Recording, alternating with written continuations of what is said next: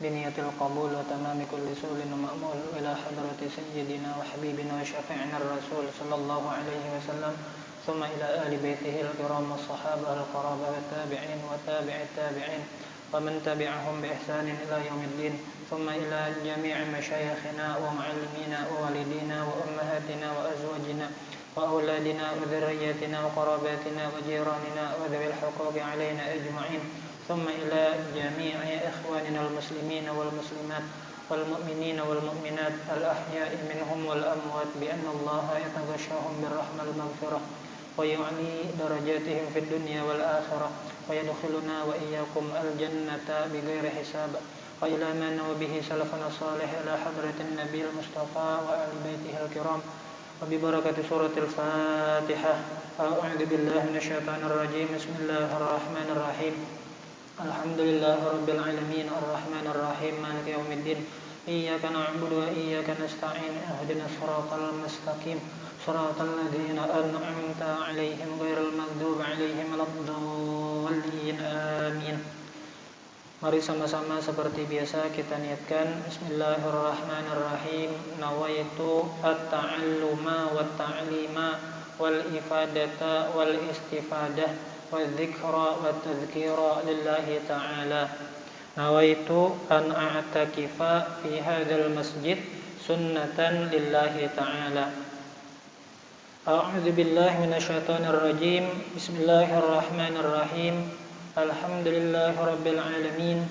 Allahumma salli wa sallim ala sayyidina Muhammadin al-amin wa ala alihi wa sahbihi wa sallim ajma'in.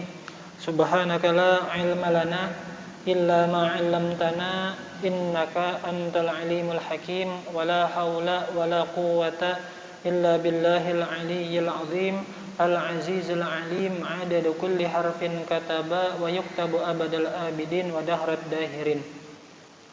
Radiyallahu ta'ala anni wa ankum an jami'il muslimin. Qala radiyallahu ta'ala wa nafa'ana bi'ulumihi fid daraini amin amin ya rabbal alamin. Qala an-nazim as-syekh as-sayyid Ahmad Marzuki fi natmihi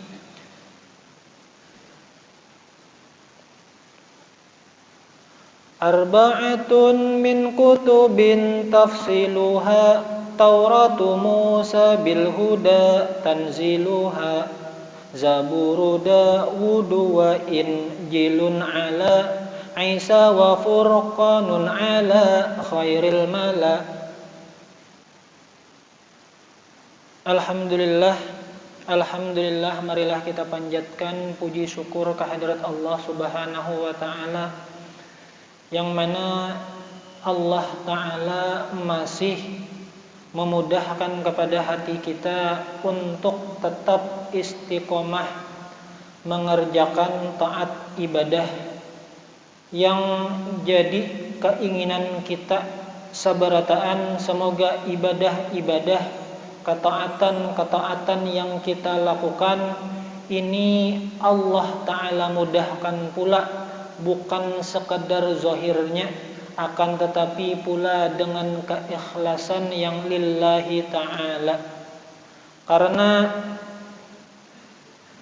dalam sebuah kitab dijelaskan yang namanya ikhlas itu adalah perbuatan taat semata-mata karena Allah Ta'ala saja. Adapun apabila ketika melakukan sesuatu ketaatan itu mempunyai beberapa niatnya lillahi ta'ala, niatnya hendak sambil balalihat, niatnya hendak sambil mencari kemasyhuran, niatnya sambil supaya mendapatkan pangkat. Ada juga niatnya kepada Allah cuma bercabang-cabang, maka itu masih belum sesuai dengan apa yang didefinisikan oleh para ulama mukhlisina lahuddin. Semoga dengan berkat ketaatan kita yang zahirnya sekarang baik, mudah-mudahan menjalar ke dalam hati kita, sehingga hati kita senantiasa mengingatkan, menyindir-nyindir, dan selalu ada geretek demi geretek di saat munculnya rasa kemalasan, rasa kada semangat. Dengan mengucapkan hamdalah, semoga Allah Ta'ala tetap istiqomahkan perkara-perkara taat yang kita lakukan. Salawat serta salam kita haturkan kepada junjungan kita Nabi besar Muhammad sallallahu alaihi wasallam beserta keluarga, para sahabat, dan para kepada pengikut beliau ila yaumil qiyamah. Melanjutkan mujakarah kita terkait salah satu rukun iman yang wajib kita yakini, kita i'tiqadkan, yang mana para ulama sepakat setidaknya ada 4 kitab yang wajib kita ketahui. Itu yang wajib. Adapun pada hakikatnya jumlah kitab-kitab yang diturunkan oleh Allah ternyata berdasarkan riwayat daripada para ulama lebih pada 4. Lalu ulama mengolahkan 4 saja nang diwajibkan. Artinya menyamani nih, kada mengalihkan. Artinya 4 kitab ini yang disepakati bahwasanya ini yang wajib diketahui dan diiktikadkan. Kemarin kita sudah membahas tentang kitab Taurat. Kitab Taurat itu diturunkan kepada Nabi Musa, yang mana isinya dakwahnya, objek yang dituju, objek dakwah Nabi Musa adalah Bani Israel. Bani Israel yaitu kaum Yahudi. Lalu musannif menjelaskan, pensyarah daripada matan Aqidatul Awam menjelaskan sambungannya, wa hadhihi Tauratu qad harrafaha aktsaru min katibin min ruhbanil Yahudi. Dan ini kitab Taurat qad harrafaha, sungguh telah memalsukan, mengubah kitab Taurat banyak daripada para penulis tokoh-tokoh ulama Yahudi. Artinya kita mengambil ada pijakan, ada referensi yang memadahkan bahwasanya kitab Taurat itu sudah ubah, kada murni lagi. Beda lawan Al-Quran, kita dijamin keorisinalitasnya, keorisinilannya. Bahkan satu lapas kata saja ketahuan, oh ini lain ini, wa inna lajahiluna, oh lain, wa inna lajailuna. Ada aja yang berhasil mengkoreksi dari sekian tebalnya Al-Quran itu. Kawa aja satu lapas nang tasalah, kawa aja dicek oleh ulama-ulama, para penghafal Quran. Jadi nang maobah siapa? Tokoh-tokoh ulamanya juga. Artinya orang-orang cerdas juga nang maubah. Jaka orang-orang awam inya dasar kada tahu. Amun ini nang maobah ternyata orangnya alim, orangnya cerdas. Bahasa kitanya tuh ulama-ulama di zaman Bani Israel. Orang alimnya nih, liyukhfu ma fihi minal haqqi. Untuk tujuannya apa? Maubah ini nah, untuk menyembunyikan ma itu isi, fihi yang dalam isinya itu ada tentang kebenaran. Kebenaran tentang apa? Tentang keturunnya atau diutusnya seorang nabi yang bernama Nabi Muhammad dan keistimewaan umat-umatnya. Falladhi 'indahum minat Taurati sahihati huwa ba'duha faqat. Maka yang ada di sisi mereka daripada kitab Taurat yang sahih, yang bujur, itu sebagiannya saja. Nah, di sini karena muncul ulama, patutkah, layakkah kita misalnya mengambil pelajaran dari kitab Taurat? Sedangkan kitab Taurat sendiri ternyata memang ada dalil yang mengatakan bahwasanya terjadi perubahan, terjadi pemalsuan kata-kata yang diungkapkan dalam kitab Taurat. Dan ternyata waqad athbatallahu hadat tahrifa fi qawlihi, dan sungguh Allah Ta'ala sendiri yang memadahkan. Ini kada gagampangan. Allah Ta'ala sendiri yang mengatakan dalam ayat sucinya bahwasanya memang terjadi pemalsuan. Kalau sembarang orang aja madahkan, dengan tegas kaum Yahudi menolak. Ini langsung Allah Ta'ala berfirman, A'udzu billahi minasyaitonir rajim. Afatatma'una ay yu'minu lakum wa qad kana fariqum minhum yasma'una kalam Allah thumma yuharrifunahu min ba'di ma aqaluhu wa hum ya'lamun. Afatatma'una, apakah kalian ini ingin benar, wahai kaum muslimin, wahai kaum mukminin, ayyu'minu, bahwasanya mereka itu supaya beriman, berataan kaum Yahudi nih. Wa qad kana fariqum minhum, dan sungguh golongan dari mereka itu yasma'una kalam Allah, mereka itu mendengar aja firman Allah tuh tahu aja. Tsumma yuharrifunahu, kalam Allah maksudnya dalam kitab Taurat. Tsumma yuharrifunahu, kemudian mereka mengubahnya. Mim ba'di ma aqaluhu, setelah mereka memahaminya. Artinya mengubah ini memang paham. Beda misalnya lah dasar kada paham, barangkali ini pahamannya, ini paham, tahu, yakin bahwasanya ini keterangannya, ini penjelasannya, ini pemahamannya. Wahum ya'lamun, sedangkan mereka itu tahu aja bahwasanya yang itu nang benar, tapi kenapa waninya mengubah firman Allah. Suratul Baqarah ayat 75. Wa qauluhu ta'ala, dan firman Allah. Jadi di antara dalam Hasyiatus Sawi dijelaskan yang diubahnya itu apa? Dalam kitab Taurat itu dijelaskan tentang ciri-ciri nabi akhir zaman.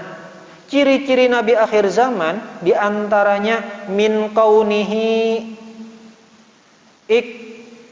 hilal ainaini, nabi kedua mata nabi itu becalak. Ja'dus sya'ri, keri, rambut nabi ada keriting. Fagayyaruhu ila azraqil ainaini, lalu mengatakan bahwasanya mata baginda nabi itu berwarna biru. Sibatus sya'ri, rambut nabi lurus saja. Dan mereka mengubah wa ayatul rajmi, mengubah ayat tentang masalah rajam itu diubah hanya kepada mengganti dicambuk. Seharusnya hukumannya dirajam, tapi mereka ubah hukumannya menjadi dicambuk. Lalu di dalam kitab Taurat itu dijelaskan man khalafa Muhammadan khalada finnar, barang siapa yang kada beriman lawan Nabi Muhammad niscaya kekal di dalam api neraka. Lalu mereka ubah dalam kitab Taurat bahwasanya kami ini lan tamasanan naru, melainkan kami ini 40 hari aja.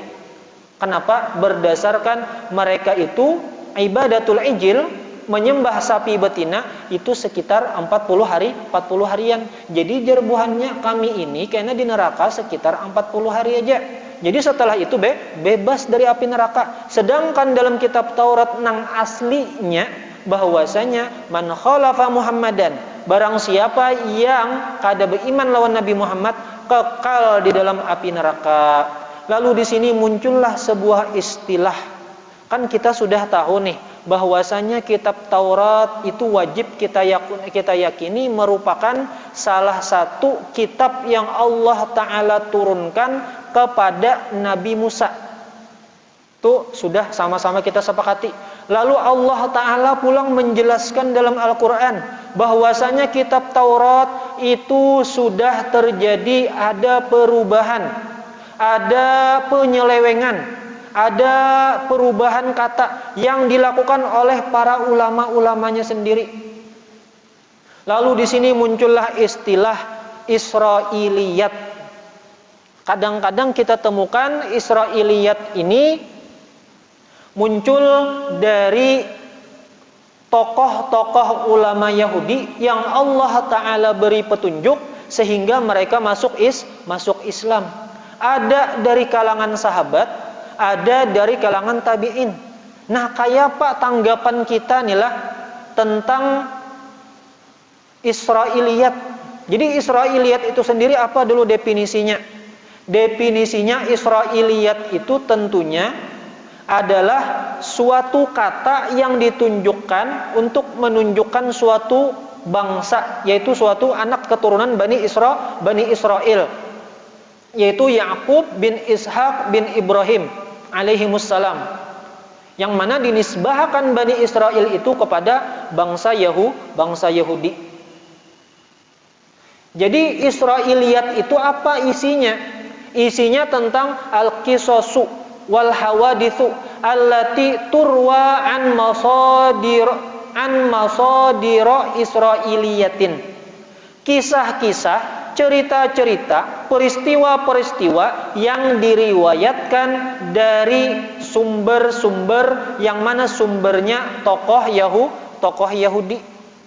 Lalu tokoh Yahudi tadi, orang alim yang mempelajari, memahami kitab Taurat, mereka masih aja memahami. Artinya kan memang kitab Taurat itu ada yang bujur, ada yang salah.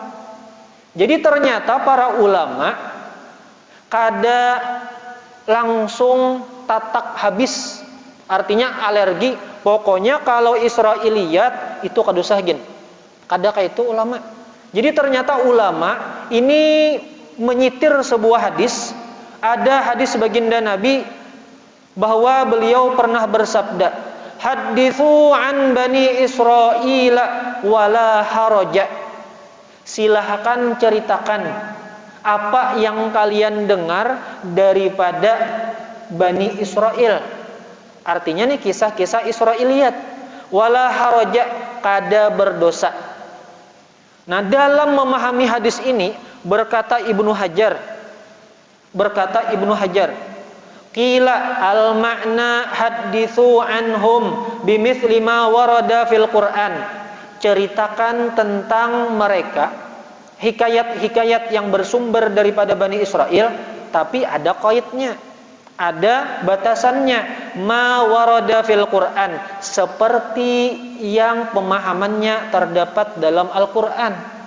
Wal hadits sahih, dan dalam hadis sahih.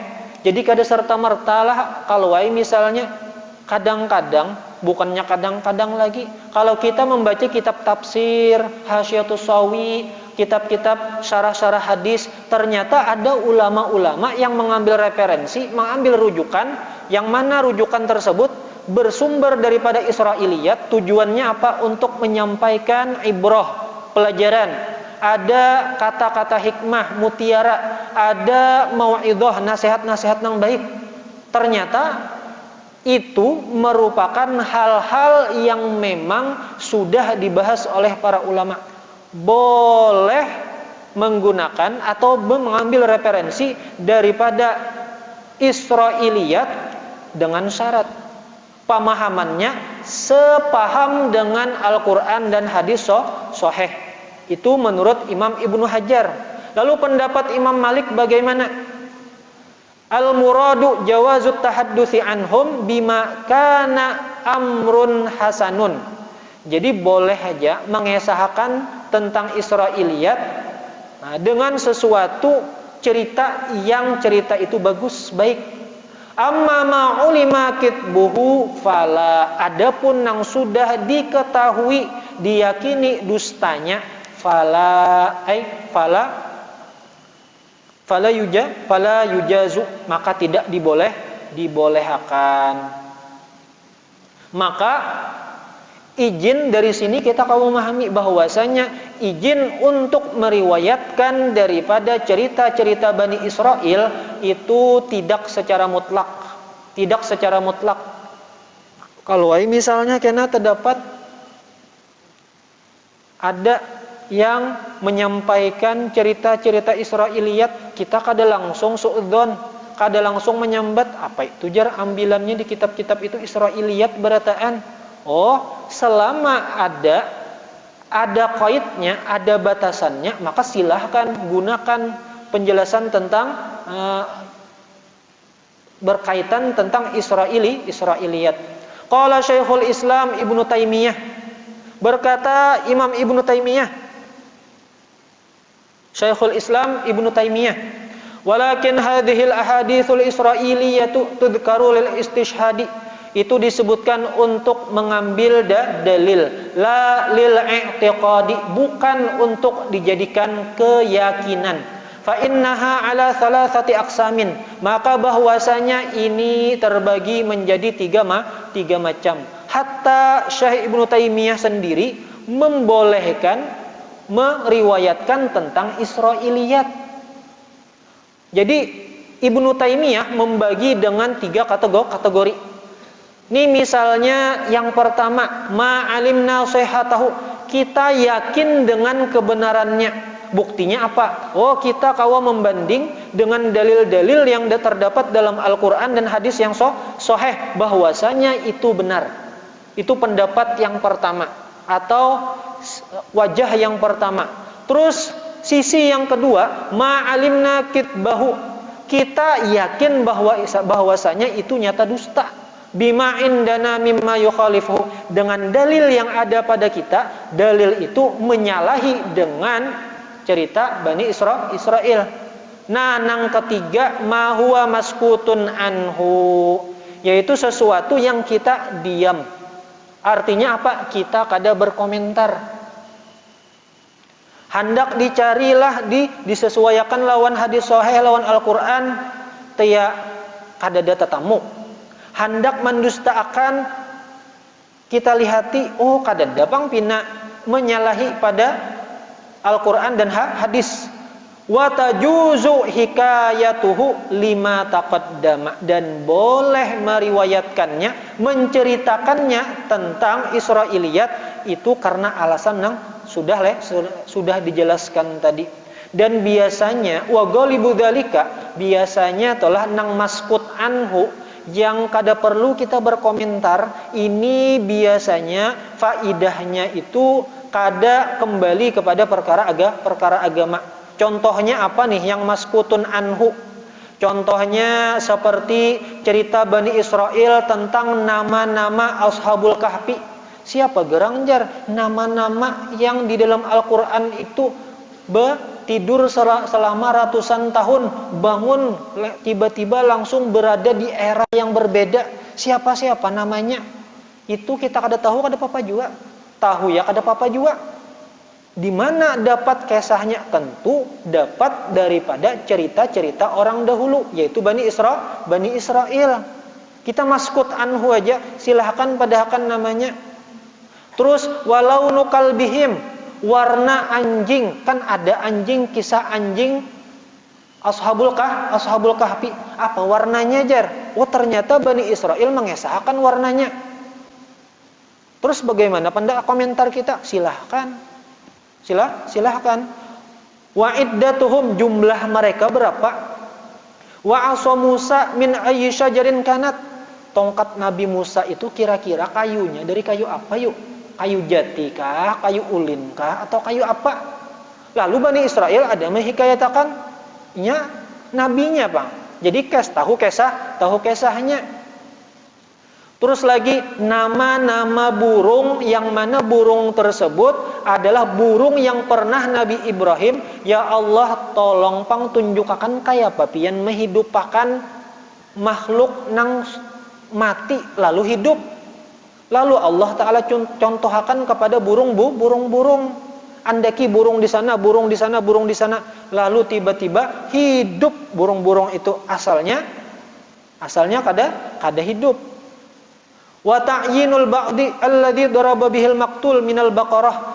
Nah, menyebutkan nama yang diceritakan dalam surah Al-Baqarah. Dalam surah Al-Baqarah ada seseorang yang meninggal tapi kada tahu pembunuhnya siapa. Lalu disuruh mencari mencari sapi, yang mana bagian dari sapi itu dicatukkan kepada si mayit. Lalu hidup si mayit itu dapat dari mana kisahnya? Atau siapa yang mencatukkan, memukulkan kepada si mayit itu sehingga hidup? Oh, dapatnya dari Bani Israel. Bahkan ya, apa kita komentar? Ya silahkan. Ini mahuwa maskutun anhu. Hendak mencari kemana? Mencari referensi yang memadahkan bahwasanya ini palit ceritanya. Hendak mendustakan, mana juga dalil yang mendustakan bahwasanya ini salah, namanya lain. Ashabul Kahfi namanya lain itu. Jadi kesimpulannya bahwasanya menceritakan, meriwayatkan tentang Israiliyat itu hukumnya boleh, tapi muqayyad apa? Artinya selama itu sesuai lawan Al-Qur'an dan hadis, tidak menyalahi keduanya. Lalu kenapa gerang perlu dibahas tentang Israiliyat ini? Israiliyat ini betul-betul perlu diperhatikan. Kenapa? Karena kadang-kadang hikayat Bani Israel itu ketika menceritakan nabi-nabi mereka, ada terkesan bahwasanya para nabi, para rasul itu bisa berdusta, bil kidbi wal khida, bisa menipu, bahkan wazina dipadahkan nabi dan rasul berzina. Kayak pakai sah nyata benar ini meragukan agama kita. Amun sudah nabinya dan rasulnya itu cacat, aib, maka otomatis ada celah rusak. Ketika sudah rusak, kada percaya lagi lawan nabinya, atau 50-50, separuh-separuh aja, ambil nang kawa diambil, nang kada diambil jangan diamalkan misalnya. Nah, itu pang pentingnya. Lalu kenapa para ulama itu sehingga mereka itu, nah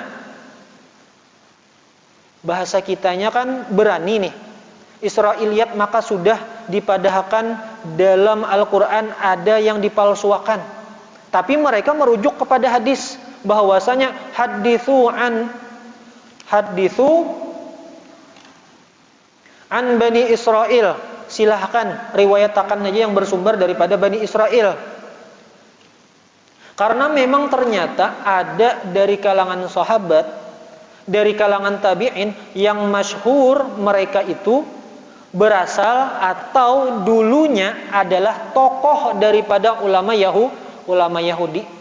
Nah, lalu di antara mereka itu ada yang Allah Ta'ala berikan hidayah kepada mereka sehingga mereka pun hakun Islam. Contohnya inilah nang kadang-kadang kita dapatkan biasanya rancak tetamu dalam kitab-kitab tafsir atau dalam kitab-kitab para ulama-ulama tasawuf, yang mana mereka mengambil hikmah, mengambil mau'idhah, kata-kata mutiara atau nasihat.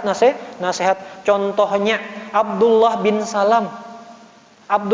Salam itu ternyata sidin adalah ahadu ahbaril Yahudi, salah satu daripada tokoh ulama Yahudi. Sidin bermukim di kota Madinah. Jadi sidin berislam itu ketika baginda Nabi hijrah ke kota Madinah. Ketika baginda Nabi datang ke kota Madinah, padanya penduduk kota Madinah itu bersegera untuk mendekati baginda Nabi. Lalu termasuk Abdullah bin Salam ini. Asalnya apa? Beragama Yahudi, Abdullah bin Salam. Sebelum datangnya baginda Nabi sebelum sampainya dakwah baginda Nabi kepada Abdullah bin Salam. Falamma ra'aitu wajhahu, lalu kata Abdullah bin Salam, sini sahabat nilah, artinya bertemu lawan baginda Nabi. Manakala aku melihat wajah baginda Nabi, aku araftu, yakin bahwasanya wajhahu laisa biwajhin kadzab, mukanya ini bukan muka seorang pangaramput. Artinya nyata, mana mencaronong orang soleh. Lalu awal-awal nang aku dengar riwayat hadisnya daripada baginda Nabi, ayyuhan nas afsyus salam, sebarkanlah salam, wa at'imut ta'am, berikanlah makanan, artinya berbagi, Wasilul arham tadkhulul jannata bisalam, dan sambunglah tali silaturahim, niscaya kalian akan masuk surga dengan gembira. Lalu berkata Ibnu Katsir, wa huwa mimman syahida lahu Rasulullah sallallahu alaihi wasallam bil jannah wa huwa mimman yuqta'u lahu bidukhuliha. Berkata Ibnu Katsir menjelaskan tentang bagaimana sosok Abdullah bin Salam ini kayak apa, kisahnya, orangnya kayak apa. Oh, ia adalah sahabat yang termasuk baginda Nabi bersaksi bahwasanya sidin min ahlil jannah, termasuk penghuni surga, dan dapat dipastikan dengan masuk surga. Dan sidin ini banyak meriwayatkan tentang Israiliyat. Maulah kita kada percaya ya. Nang meriwayatakan adalah sahabat. Artinya kada kawa kita pangkas habis. Pokoknya Israiliyat, mohon maaf, apabila Israiliyat kayak apapun kisahnya, aku kada hendak mendengar. Artinya alergi nih ketika mendengar Israiliyat. Kenapa? Karena kalau dipalsuakan. Ternyata para ulama kada seperti itu caranya. Artinya mereka tetap aja menerima, tentu dengan setelah mengevaluasi, meneliti, menganalisa. Oh, ternyata yang disampaikan ini tadi muqayyad. Apabila sepaham dengan pahaman Al-Quran dan hadis, oke, boleh diambil. Kalau misalnya kada sesuai, ini malah menjelekkan agama, merusak agama itu sendiri, mohon maaf, kada kawa diambil. Itu tadi Abdullah bin Salam. Sekarang ada lagi, yaitu Ka'bul Ahbar. Nah, rancak kita mendengar riwayat daripada Ka'bul Ahbar. Bahkan Ka'bul Ahbar ini merupakan orang yang termasuk alim di bidang sejarah. Makanya kadang-kadang ada baduus, kalau kada salah hilap sidin, ada buku atau kitab yang isinya kebanyakan dari riwayat-riwayat sidin yang menjelaskan tentang awal kejadian alam semesta, awal kejadian langit, awal kejadian macam-macam. Yaitu Ka'bul Ahbar. Itu tadi sahabat lah, sekarang tabi'in yang bernama Ka'bul Ahbar. Kenapa dinamakan Al-Ahbar? Karena saking luasnya ilmu sidin, diumpamakan seperti tinta di laut. Jadi sidin ternyata termasuk dari tokoh ulama Yahudi. Dan sidin ini Islamnya ternyata di masa Khalifah Umar bin Khattab. Nah, artinya inilah Islamnya di masa Umar bin Khattab. Lalu pernah Sayyidina Abbas bertakun, wahai Ka'bul Ahbar, maka pian ini pernah aja berjumpa lawan Rasul, pernah aja berjumpa dengan sahabat Abu Bakar. Kenapa pian kada berislam sejak bertemu lawan baginda Nabi? Ini tabiin, tapi berislamnya di masa sahabat. Lalu bakesah hai Ka'bul Ahbar, ulun ini gawian, abah ulun ini termasuk orang nang alim tentang kitab Taurat. Jadi termasuk tokoh ulama Yahudi juga nih. Jadi abah ulun ini sidini itu ketujuh menulis tulisan yang bersumber dari kitab Taurat. Ditulis sidin, lalu diserahkan ke ulun. Tapi ada satu wasiat abahku Jisidin. Ini nalah ada tulisan yang bersumber dari kitab Taurat. Ini nang lainnya bebukaan. Yang satu ini besegel. Tak kunci, bahasa kitanya tuh hendak membuka kada kawa. Dikunci oleh Abah Sidin. Abah Sidin. Lalu setelah sekian lama melihat perkembangan Islam semakin meluas nih. Lalu aku penasaran, barangkali abahku ini ada menyembunyikan ilmu nang kada ku ketahui. Lalu padahal wasiat abah tadi jangan dibuka segelnya. Lalu dibukanya, ternyata lembaran tulisan abah sidin tadi memang sengaja disembunyikan, disegel. Ternyata isinya tentang cerita Nabi akhir zaman, cerita tentang Nabi Muhammad beserta umat-umatnya. Nah, sejak itulah aku yakin dan sejak itu aku Islam. Tapi Islamnya di masa Khalifah Umar bin Khattab. Artinya apa? Oh, ternyata Sidin memang alim dalam kitab Taurat. Makanya Sidin banyak menjelaskan, meriwayatakan tentang kisah-kisah Israiliyat. Lalu bagaimana pendapat para ulama tentang Ka'bul Ahbar? Berkata Muawiyah, berkata Abu Darda radhiyallahu anhu, sahabat nih. Inna 'inda ibnil Humairi inna 'inda ibnil Himyari la ilman katsiran. Sungguhnya pada anak yang berasal daripada Himyar, maksudnya adalah Ka'bul Ahbar, la ilman katsiran. Sungguh ilmunya luar biasa banyaknya. Dan ulama-ulama, jumhur ulama itu mengatakan bahwasanya Ka'bul Ahbar thiqah. Artinya thiqah dalam istilah hadis, kawa diambil riwayatnya. Bahkan Imam Muslim pun mengambil riwayat daripada Ka'bul Ahbar dalam Sahih Muslim. Begitu pula Abu Dawud, Sunan Abi Dawud, Sunan At-Tirmidzi wa ghairuhum. Artinya imam-imam kutubus sittah itu mengambil riwayat Ka'bul Ahbar. Jadi kita jangan pina malah lain. Kalau Israiliyat jar aku kada percaya, oh hadang dulu. Amun misalnya ulama yang memang kredibel, yang meriwayatakan, yang menjelaskan dan kada bertentangan lawan Al-Qur'an dan hadis, maka silahkan amalkan. Kada alergi intinya nih. Selanjutnya ada lagi satu lagi yang sering muncul dalam periwayatan Israiliyat, yaitu Wahab bin Munabbih. Wahab bin Munabbih itu merupakan salah satu ulama yang banyak meriwayatkan tentang Israiliyat. Siapa itu Wahab bin Munabbih? Oh, ternyata tabi'iyun jalil. Oh, seorang tabi'in yang luar biasa, yang mulia. Walahu ma'rifatun bi kutubil awail. Oh, Sidin ini banyak pengetahuannya luas tentang bidang sejarah, tentang kitab-kitab terdahulu, di antaranya kitab Taurat. Lalu perkataan ulama nih, tabi'iyun thiqatun kana ala qada'i Son'a, bahwasanya Sidin diberi amanah untuk menjadi hakim di kota Son'a. Thiqatun.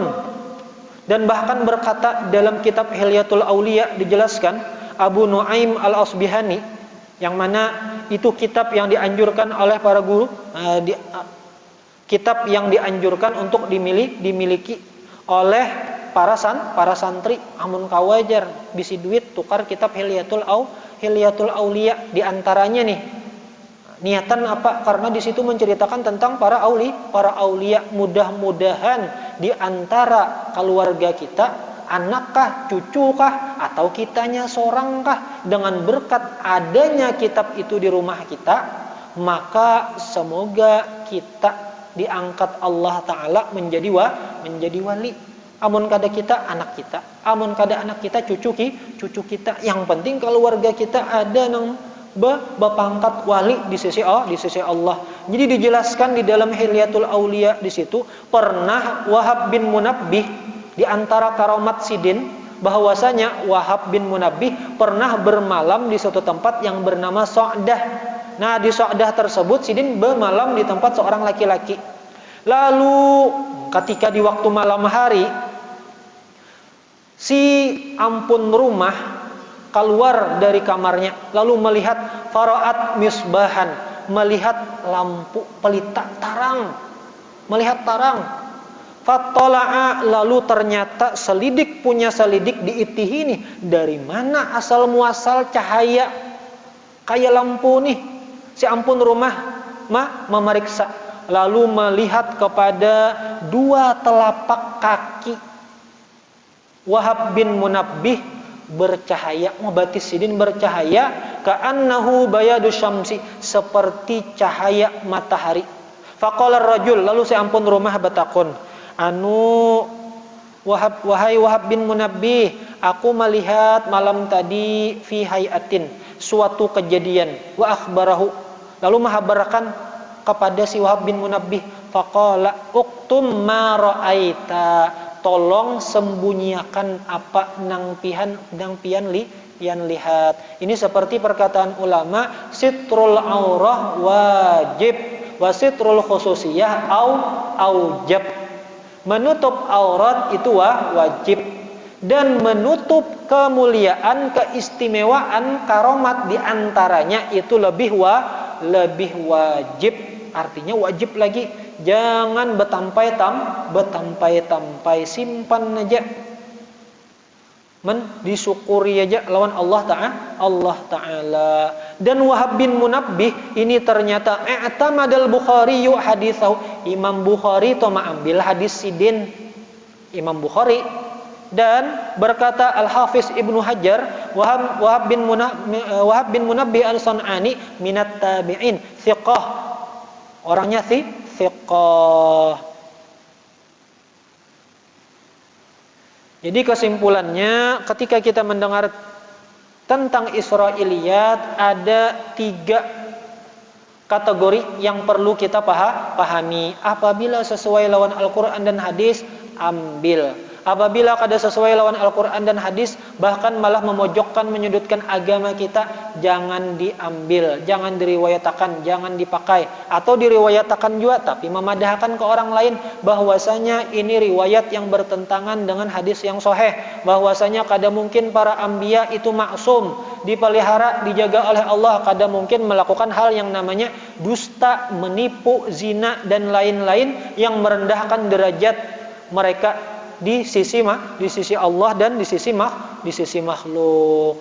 Dan yang ketiga, maskutun anhu, artinya kita kada berkomentar, cukup aja tahu nama-nama Ashabul Kahfi, oh ini nama-nama Ashabul Ukhdud misalnya, atau ditentuakan siapa-siapa nang dalam Al-Qur'an atau dikisahkan cerita-cerita, oh ini siapa orangnya, oh tentu nang tahu orangnya, kisahnya aja kisah tentang Bani Israel, maka tentu mereka yang bahasa kitanya lebih tahu bersumber daripada ulama-ulama mereka, orang-orangnya. Maka kita maskutun anhu, kada secara bahasa kitanya tuh kada langsung tatak habis, pokoknya sudah kada kun mengambil napa-napa. Sedangkan tadi bahwasanya ternyata para ulama-ulama mengambil riwayat, baik itu dalam kitab-kitab tafsir, dalam kitab-kitab hadis, bahkan dalam kitab-kitab para ulama-ulama tasawuf, kitab-kitab contohnya kitab-kitab Minhajul Abidin mengisahkan tentang Wahab bin Munabbih. Wallahu subhanahu wa ta'ala a'lam. Masyaallah, la haula wala quwata illa billahil aliyil azim. Semoga apa yang kita mujakarahkan pada hari ini ada manfaatnya, ada berkahnya, dan semoga Allah subhanahu wa ta'ala menganugerahkan kepada kita hati yang ikhlas, istiqamah dan husnul khatimah, dan sama-sama kita harapkan pada akhirnya kita dimasukkan ke dalam surga bighairi hisab, dikumpulkan dengan kekasih kita, yaitu baginda Nabi Muhammad sallallahu alaihi wasallam. Amin amin ya rabbal alamin. Wa ila man bihi salafun salih ila hadratin nabi wa alim nabi wa bi barakati suratil Fatihah. A'udzu billahi minasyaitonir rajim. Bismillahirrahmanirrahim. Alhamdulillahirabbil alamin arrahmanir rahim maliki yaumiddin. Iyyaka na'budu wa iyyaka nasta'in. Ihdinas siratal mustaqim. Siratal ladzina an'amta 'alaihim ghairil maghdubi 'alaihim waladdallin. Amin. Amin amin ya rabbal alamin. Bismillahirrahmanirrahim. Alhamdulillahirabbil alamin. Allahumma salli wa sallim ala sayyidina Muhammadin wa ala alihi wa sahbihi wa sallim ajma'in. Allahumma inna nas'aluka at-taubata wal maghfirah wat tawfiq wal hidayah wal istiqamah wa husnul khatimah. Rabbana atina fid dunya hasanah wa fil akhirati hasanah wa qina adzabannar. Wa sallallahu ala sayyidina Muhammadin wa ala alihi wa sahbihi wa sallam. Subhana rabbika rabbil izzati amma yasifun wa salamun alal mursalin. Alhamdulillahi rabbil alamin. Subhanakallah bihamdika asyhadu an la ilaha illa anta astaghfiruka wa atubu ilaik. Assalamu alaikum warahmatullahi wabarakatuh.